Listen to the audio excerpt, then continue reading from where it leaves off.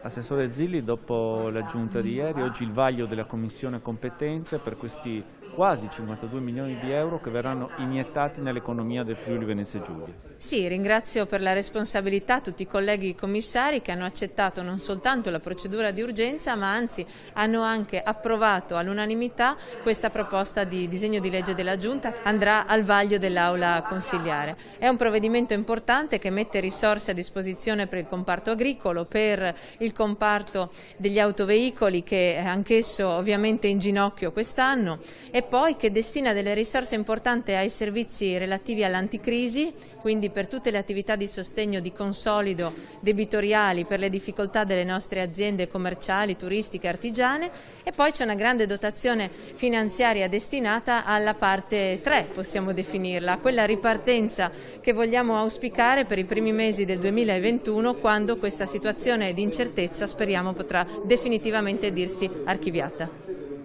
È già accaduto alcuni mesi fa, rammenterete per quanto riguarda l'ospedale di Gorizia, i soliti detrattori della nostra sanità avevano annunciato con certezza che l'ospedale non sarebbe stato, dopo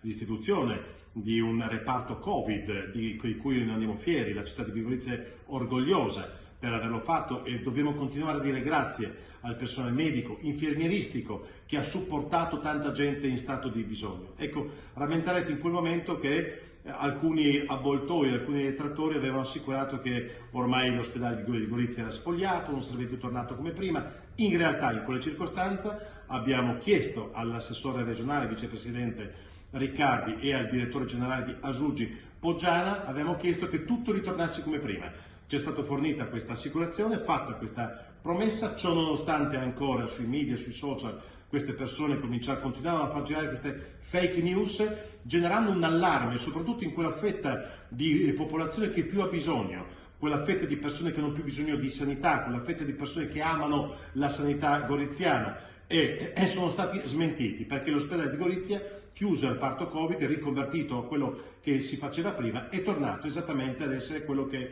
faceva prima. Oggi abbiamo un nuovo picco, abbiamo una nuova emergenza e Gorizia è chiamata perciò a essere nuovamente in trincea e con orgoglio Gorizia è in trincea. Non è attivato un reparto Covid per terapia intensiva, concentrato a Trieste, dove vanno però anche goriziani, vanno cittadini da parte di tutta la regione. Siamo orgogliosi che il personale medico e infermieristico di Gorizia, che già era in prima linea nel reparto Covid, oggi sia richiesta la loro professionalità, le loro competenze acquisite soprattutto in quelle circostanze, oggi vengono chieste a Trieste. Ecco il motivo per cui necessariamente le chirurgie sono state spostate a Monfalcone, ecco il motivo per cui noi abbiamo chiesto garanzie nuovamente al vicepresidente Riccardi e al direttore Poggiana che al termine di questo nuovo picco tutto torni nuovamente come prima, cioè che l'ospedale di Gorizia non venga in alcun modo penalizzato. È stata formalizzata la garanzia, l'assicurazione, come prima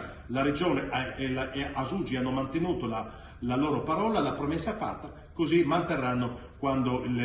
questa epidemia quantomeno scemerà. Ahimè però, ormai mettiamoci in saccoccia, sappiamo che ci sono queste persone che evidentemente per qualche motivo elettorale o perché probabilmente ci troveremo candidati in qualche lista, quando c'è qualcosa godono evidentemente nel procurare allarme ingiustificato nei cittadini. L'ospedale è un'eccellenza, basta gettare fango e discredito su una struttura sanitaria come la nostra e noi dobbiamo continuare a dire grazie medici, infermieri, OS, dirigenti e tecnici che hanno fatto un gioiellino del nostro ospedale.